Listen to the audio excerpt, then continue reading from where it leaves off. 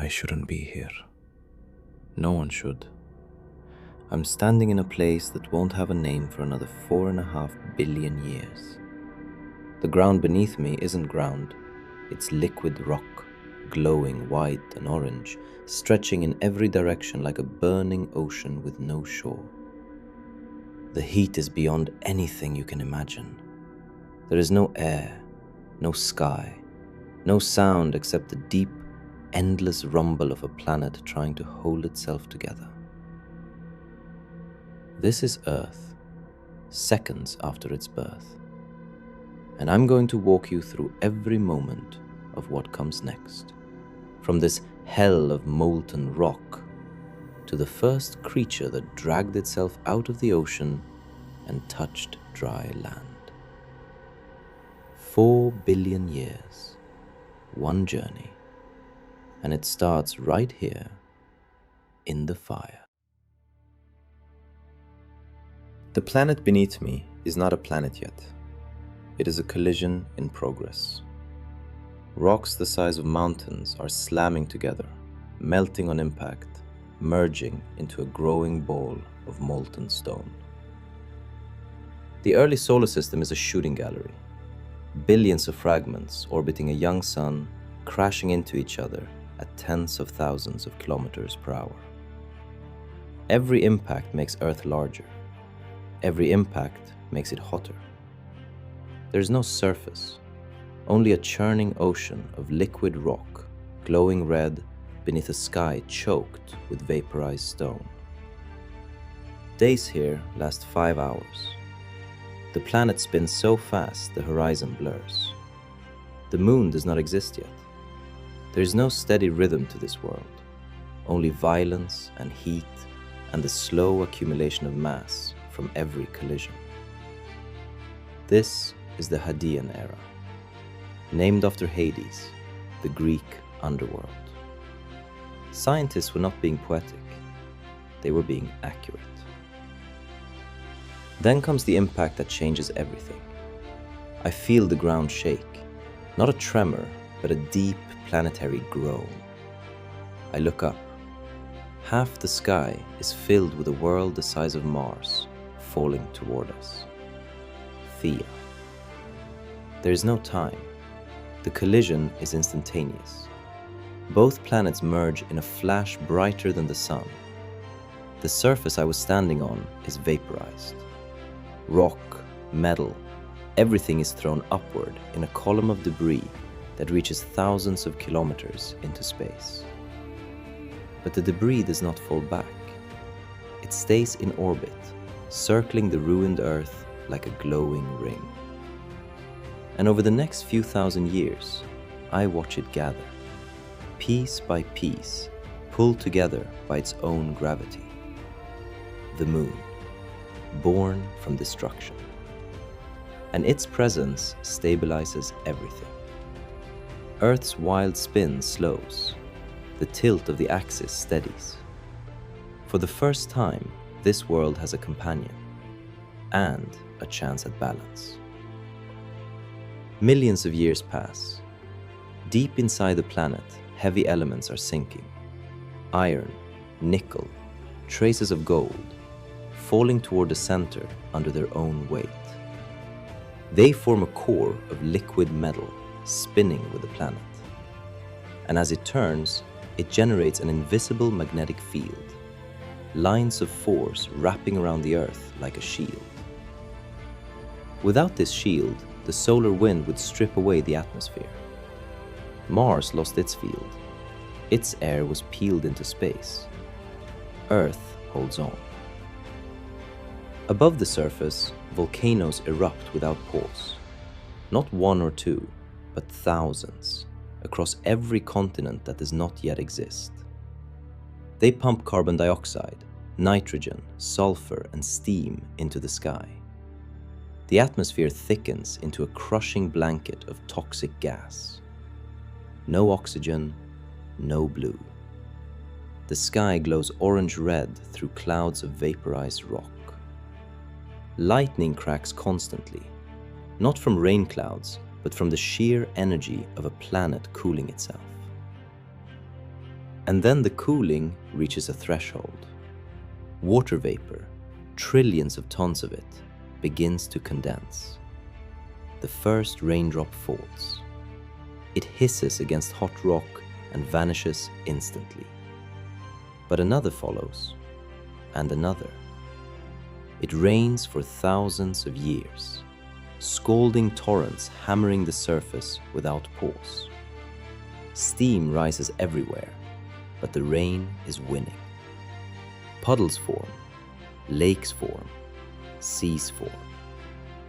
And for the first time in Earth's existence, I am looking at an ocean. Dark, almost black, thick with dissolved iron, heated from below by volcanic vents, acidic and hostile, but liquid, stable and vast. This ocean will become the most important place in the history of the universe. Not because of what it is now, but because of what it will create. The fire is fading, the water is rising, and somewhere in its depths, chemistry is about to cross a line that has never been crossed before. I am walking forward into the age of the first spark.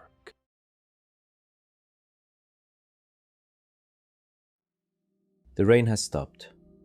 Not suddenly. It faded over centuries, the clouds thinning until the sky cleared enough to reveal something no one has ever seen. An ocean stretching to every horizon. Steam still rises from its surface in lazy curls. The water is hot, nearly boiling in places, and so dark it looks like liquid iron. Because it almost is. Dissolved metals give it a deep, reddish-black color that reflects nothing. I wade into the shallows. The water stings, acidic, rich with sulfur and carbon compounds. The seafloor beneath my feet is fresh volcanic rock, sharp and uneven. There is no sand. Sand requires millions of years of erosion that haven't happened yet. There are no waves driven by wind patterns that don't exist yet. Just a slow, heavy swell pushed by the moon's gravity. The moon, still hanging enormous and close, filling the sky like a second world. Beneath the surface, the ocean floor is cracked and restless. Hydrothermal vents, towering chimneys of mineral-crusted rock, blast superheated water into the darkness below. Black plumes of dissolved iron, sulfur, and hydrogen billow upward like underwater volcanoes. The fluid pouring out is over 300 degrees, hot enough to melt lead. Yet it doesn't boil, because the pressure at the bottom is crushing. Around each vent, something invisible is happening. Chemical gradients, differences in temperature, acidity, and mineral concentration are driving reactions that have never occurred before on this planet. Carbon atoms are bonding with hydrogen and oxygen. Simple organic molecules are forming spontaneously in the warm water. Amino acids, fatty lipids, sugars, nucleotides.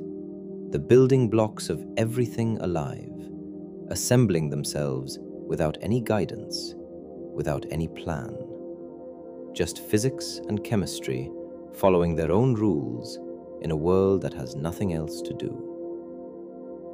The scale is what makes it work. This isn't happening in one place, it's happening everywhere. In every ocean, near every vent, in every tidal pool where lightning strikes the surface, in every crack where warm water meets cold. Trillions of chemical experiments running simultaneously, every second, for hundreds of millions of years. No laboratory on Earth could ever match this. The planet itself is the experiment, and it has infinite patience. Most of these reactions produce nothing useful. Molecules form and fall apart, chains build and collapse. But occasionally, Rarely, something persists. A molecule that is slightly more stable than the ones around it. A chain that holds together long enough to interact with another chain.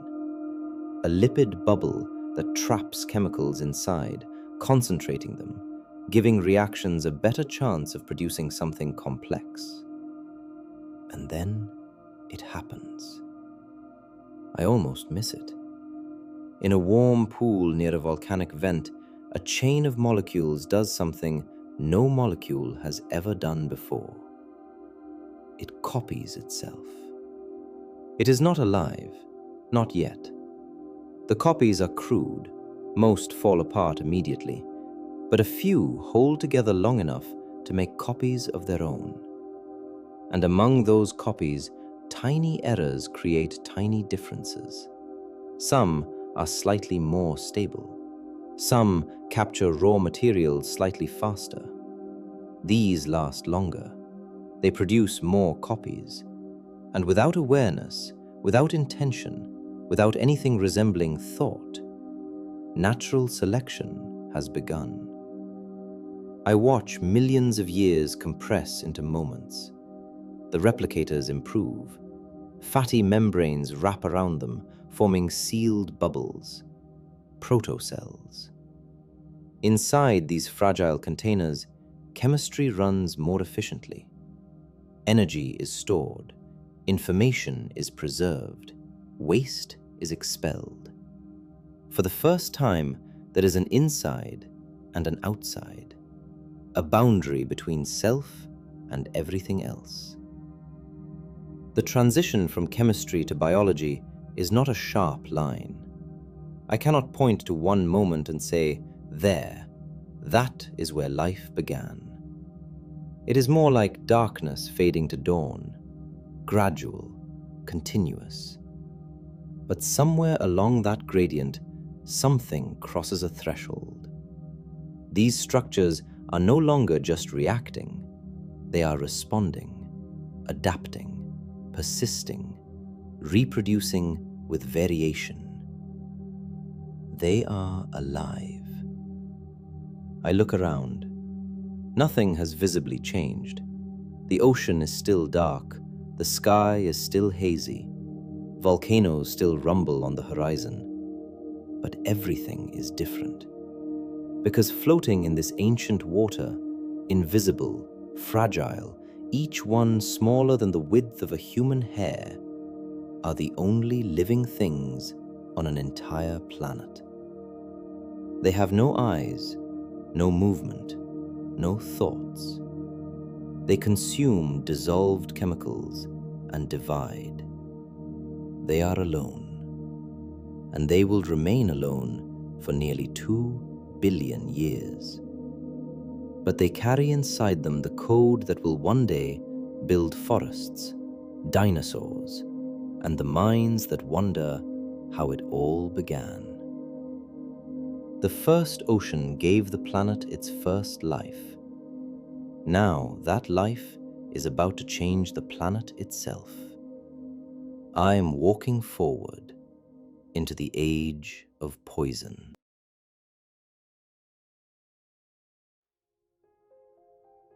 Nearly 2 billion years have passed since the first cell divided. I'm standing on a coastline that has no name, no map, no history. The ocean beside me is still warm, still dark with dissolved iron. But the rocks at my feet are different now. They are covered in something, layered mounds of greenish slime growing in the shallows where sunlight hits the bottom. Stromatolites. Colonies of cyanobacteria, billions of organisms stacked on top of each other, growing slowly toward the light. They look like nothing. Wet rocks, biological accidents. But these simple organisms have made a discovery that will reshape the entire planet. They can eat sunlight. Using water, carbon dioxide, and light, they produce energy. And as waste, as something they throw away because they have no use for it, they release a gas.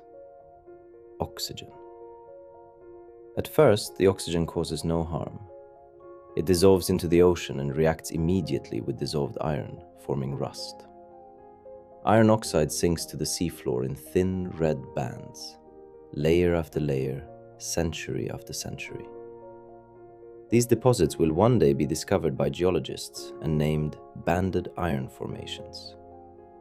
They are the planet's quiet record of a revolution that no one witnessed.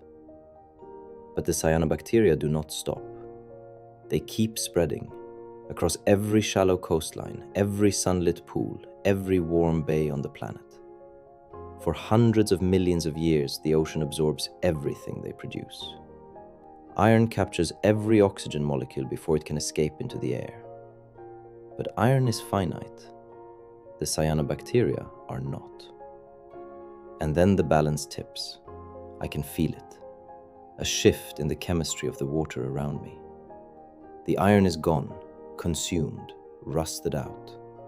There is nothing left to absorb the oxygen. For the first time in 4 billion years, the gas begins to leak into the atmosphere. Slowly at first, then faster. The air itself is changing composition, molecule by molecule, century by century. And for the organisms that have ruled this planet since life began, it is the end of the world. Oxygen is poison to them. The anaerobes, the ancient bacteria that built their entire chemistry around a world without this gas, have no defense. Oxygen tears their molecules apart. It corrodes their membranes. It destroys them from the inside out. They have never needed protection against it because it has never existed in their atmosphere. Now it is everywhere. I watch the extinction unfold, not in a single catastrophe, not an asteroid or a flood, but in a slow, invisible wave of chemical death spreading across every ocean. Communities that survived asteroid bombardments and volcanic winters are now being killed by the waste product of their own neighbors. The Great Oxidation Event. The first mass extinction, caused by life itself. The survivors retreat to the only places oxygen cannot reach, deep underground, into the mud beneath stagnant water, into the guts of other organisms. They hide in every oxygen-free pocket the planet offers. And they are still there today, in swamps, in deep ocean mud, inside your intestines.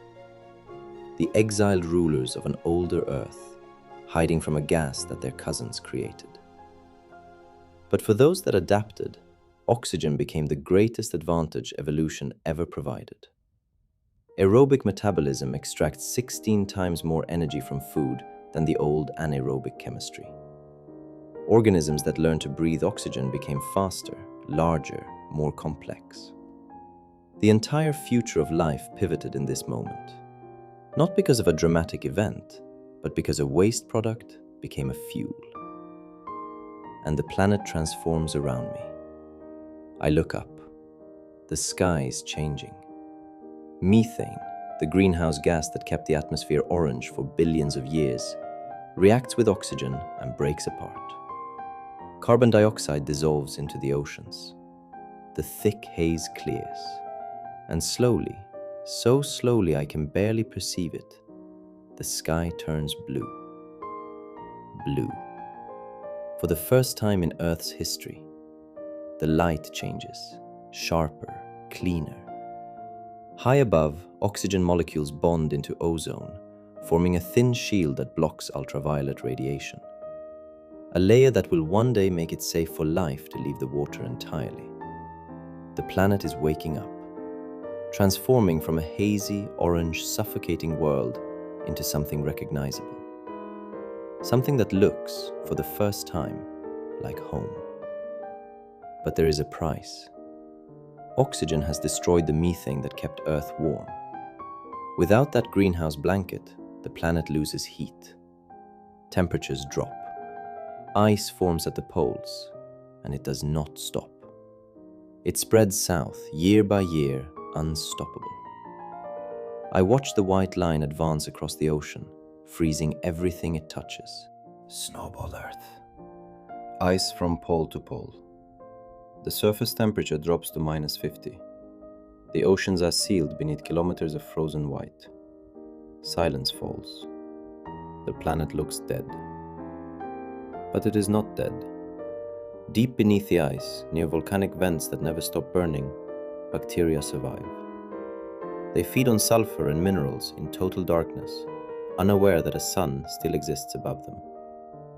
They do not know the ice will melt.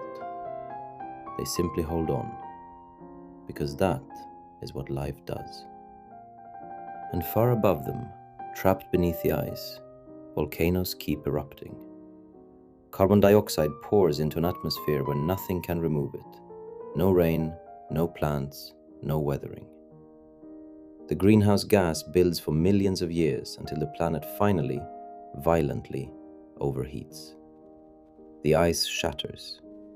The thaw is catastrophic. Temperatures swing from -50 to +50. Meltwater floods every continent. Minerals pour into the oceans. And in that chaos, that violent, mineral-rich rebirth, evolution makes its next leap. Cells merge. One swallows another that can breathe oxygen, and instead of digesting it, keeps it alive inside.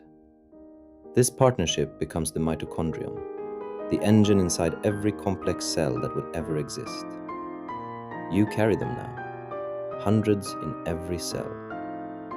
They still have their own DNA from when they were free.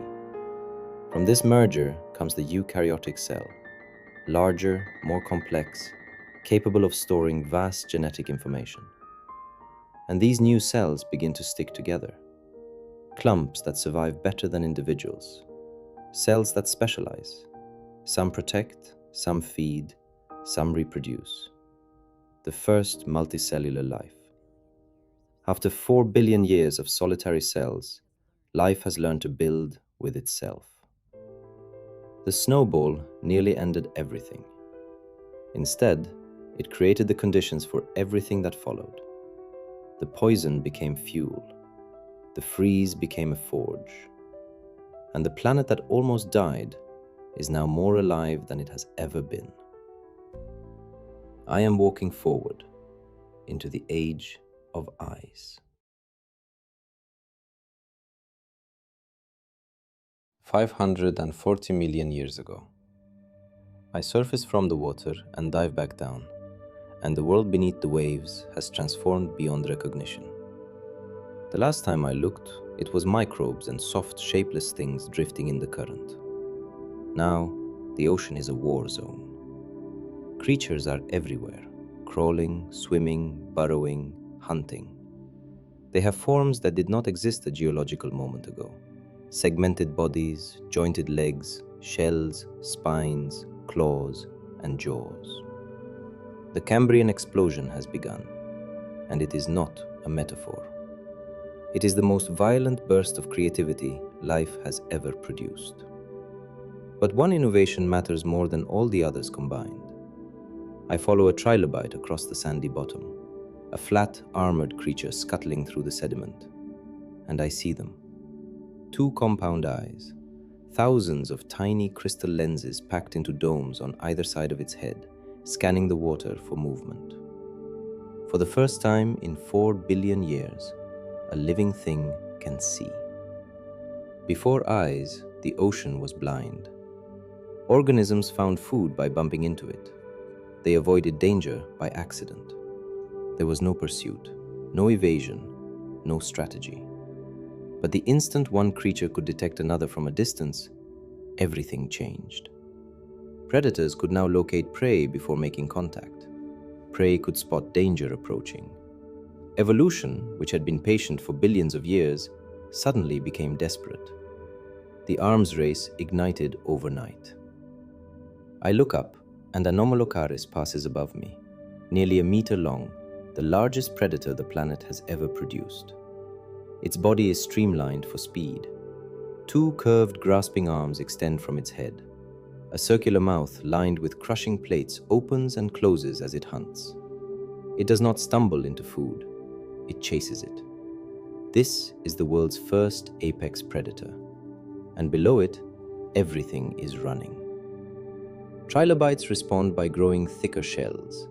Some evolve the ability to roll into armored balls, soft undersides tucked safely inside. Others sprout spines along their backs that make them painful to swallow. Every new weapon inspires a new shield. Every new shield demands a stronger weapon. The cycle accelerates with every generation, and the designs are astonishing. Hallucigenia walks on rigid spines with soft tentacles waving from its back, so strange that scientists originally built it upside down. Opabinia has 5 eyes and a long, flexible trunk ending in a claw. When it was first presented at a conference, the room laughed. They thought it was fake. Wiwaxia crawls along the bottom, covered in overlapping scales and long defensive spines, a living pincushion that nothing wants to bite. But the Cambrian is not just an explosion of species. It is the invention of body plans. Nearly every major animal group that exists today, arthropods, mollusks, chordates, echinoderms, first appears in these oceans. The genetic blueprints written here will be reused for the next 540 million years. Every insect, every fish, every dinosaur, every human hand is a variation on a theme composed in the Cambrian Sea. The seafloor itself becomes an ecosystem. Creatures burrow into mud for the first time, mixing oxygen into the sediment. Filter feeders build crude reefs, structures that attract smaller animals, which attract predators, which attract scavengers. Food chains form. Energy flows through connected networks. The ocean is no longer a collection of drifting individuals. It is a system, balanced, interdependent, and ruthlessly competitive. I rise toward the surface and look down. Beneath me, invisible from above, millions of creatures are locked in the oldest game on Earth. Kill or be killed. Adapt or vanish. The rules established in this moment will govern every ecosystem that ever exists. Predation, competition, symbiosis, extinction. All of it begins here. And somewhere in that chaos, easy to miss, easy to overlook, a small, soft creature swims near the bottom. It has no shell, no claws, no armor, just a flexible rod running along its back, a notochord. It is the most unremarkable animal in the ocean, but it is the ancestor of every vertebrate that will ever live. Every fish, every frog, every dinosaur, every human. The line that leads to us starts here, not with a roar, but with a whisper in the mud. It does not know what it will become. It just swims. And the ocean does not care. But I know. And I'm watching it with the strange weight of knowing that this tiny, defenseless thing carries the entire future inside its body. The Cambrian gave life its rules. Eyes gave it direction. But the ocean, vast as it is only half the planet. Above the waterline, nothing. Bare rock. Empty silence. A sky full of ultraviolet light that sterilizes everything it touches. The land is the largest desert Earth has ever known. But not for long. Something is about to leave the water, and I am walking forward into the age of the crawl. I climb out of the water and stand on the shore. Behind me, an ocean overflowing with life. 500 million years of evolution in every direction beneath the surface. Ahead of me, the emptiest landscape on Earth. Grey rock, dust. Nothing grows, nothing moves, nothing breathes. The only sound is wind scraping across bare stone. The land has existed for 4 billion years, and in all that time, nothing has ever lived on it. But at the waterline, I notice something. A faint green stain on the wet rock. Algae, creeping out of the ocean, clinging to the boundary where waves meet stone. It is barely visible, a smear of color on an otherwise colorless world. But this stain will conquer every continent on the planet. These are the ancestors of every plant that will ever exist. And they are about to do something that no asteroid, no volcano, no force of geology has ever managed. They will make the land habitable. The transition is agonizingly slow. Millions of years pass. The algae become mosses, tiny cushions of green that trap moisture against rock. They cannot grow tall. They have no roots, no stems, no way to transport water. But they do something revolutionary. They crack stone. Their primitive root-like threads pry minerals from rock, and when they die, their remains mix with those minerals. Rain adds moisture. Time adds layers.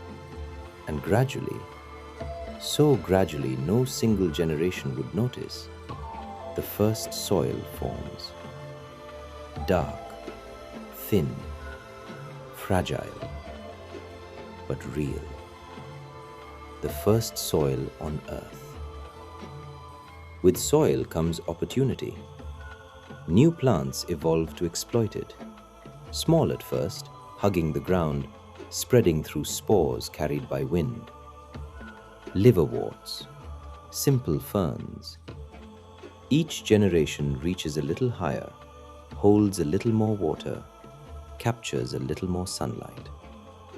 But they all face the same fundamental problem: gravity. In the ocean, everything floats. On land, everything falls. A plant that wants to grow upward must support its own weight and lift water from ground to tip without any current to help. Evolution solves this with a single molecule: lignin. Tough, rigid, woody fiber that lets a stem stand upright, and internal tubes carry water against gravity. It is one of the most important inventions in the history of life. And with it, plants can finally grow tall. I stand still and watch time accelerate. The mosses become ferns.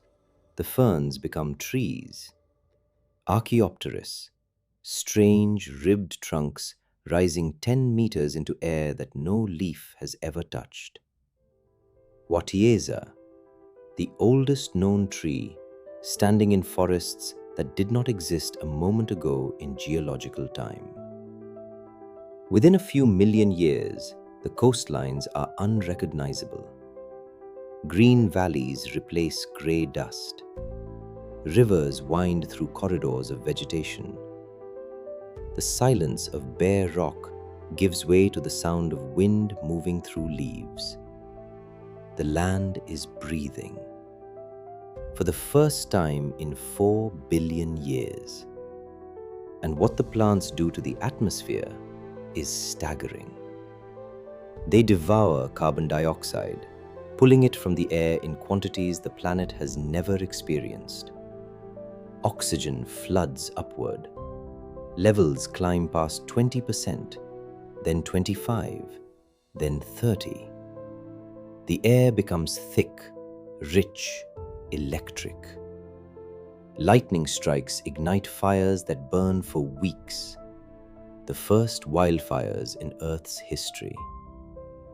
But the forests regrow, always. The cycle of burn and rebirth begins. And the oxygen opens a door. I hear it before I see it. A faint hum, then a rustle, then movement in the undergrowth. I look down. Between the roots of the ferns, something is moving. A millipede, but not like any you know. Over a meter long, thick as a human leg. Its segmented body ripples through the decaying leaves. Arthropleura, one of the first large animals to walk on land. I look up. The sky is no longer empty. Dragonflies with wingspans exceeding 70 centimeters dart between the trees. Meganeura, hunting smaller insects in mid-flight, their wings catching the light like stained glass. The high oxygen lets them grow to sizes impossible in today's atmosphere. Scorpions and spider-like creatures patrol the forest floor. The first land predators, stalking through a world that belongs to them alone. Insects revolutionize the land in ways that even plants could not. They pollinate, they decompose dead matter, returning nutrients to the soil. They become food for larger creatures. They connect every part of the ecosystem into a functioning web. Within a few million years, the land is no longer a collection of plants. It is alive, humming, buzzing, crawling, growing. A world. But the most important story is still being written at the water's edge. While insects claim the forests and plants claim the sky, something is happening in the shallow, muddy pools along the coast. Something that will change the meaning of life on Earth forever. I crouch beside a warm, stagnant pool. A fish is lying half out of the water. It has not been stranded, it chose to be here. Its fins are thick and muscular, more like short legs than fins.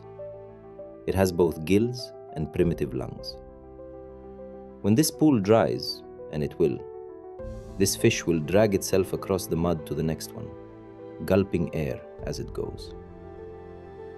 Tiktaalik, a fish that is learning to walk. I watch its descendants across millions of years. Fins become limbs. Shoulders, elbows, wrists appear in the bone structure. Digits emerge, toes that grip muddy ground. The skull flattens and separates from the spine, letting the head turn independently. Ribs thicken to support weight without water's buoyancy. Gills shrink, lungs expand. Each generation is less fish, more something new. Ichthyostega, acanthostega, the first tetrapods, four-limbed animals that breathe air and walk on land. They are clumsy, slow. Their bodies are still built for swimming more than walking. But they are here. Vertebrates have left the ocean. After 4 billion years of water, life has touched dry ground. They still return to the water to breed. Their eggs need moisture. Their skin dries in the open air. They are creatures of two worlds, masters of neither. But each generation pushes the boundary further. Each adaptation makes the land a little less hostile. And the land, vast and empty, rewards every creature willing to stay. I stand in a forest that did not exist 100 million years ago. Ferns tower above me. Giant insects hum in oxygen-thick air. Somewhere nearby, an amphibian drags itself through the mud, the distant ancestor of every reptile, every mammal, every human that will ever walk the earth. It does not know this. It knows only the mud, the warmth, the hunt for its next meal. But I know. And standing here, watching this awkward, mud-covered creature struggle between water and land, I understand something. This is not an ending. The ocean did not lose life. It shared it. And the land did not simply receive it. It transformed it. Everything that comes next, dinosaurs, forests, ice ages, civilizations, grows from this moment. From a fish that refused to stay in the water.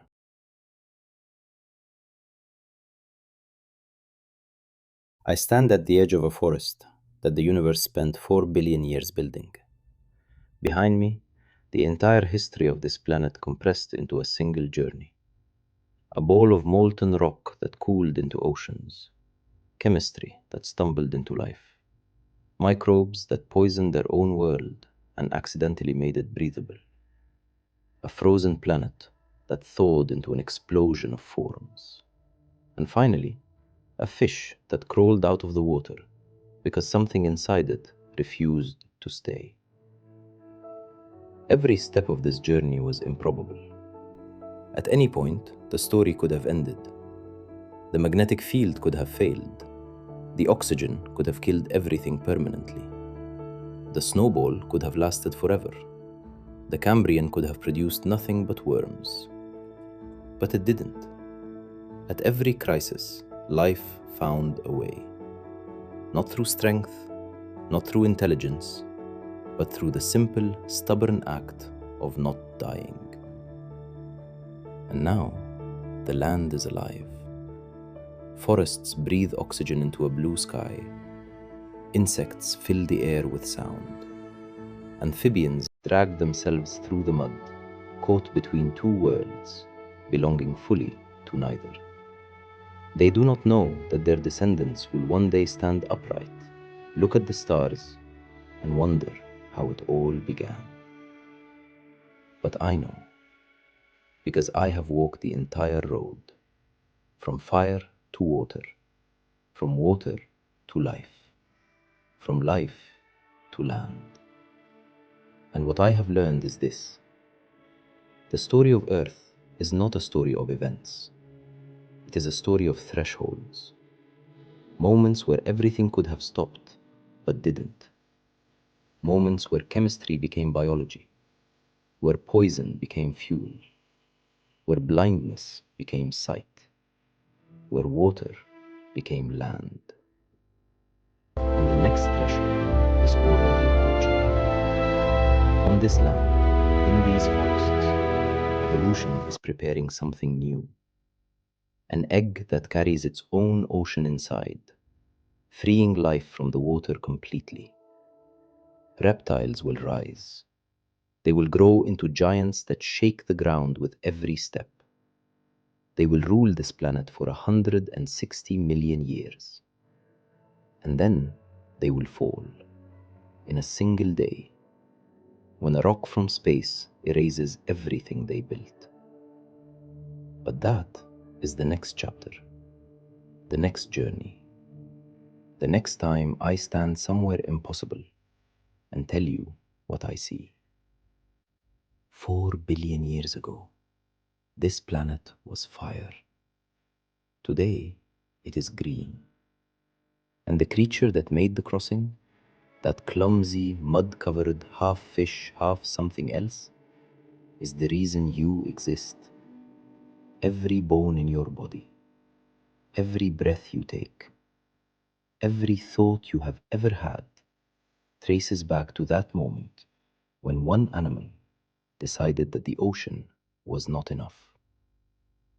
This is Earth, and its story is far from over. I'll see you in the next one.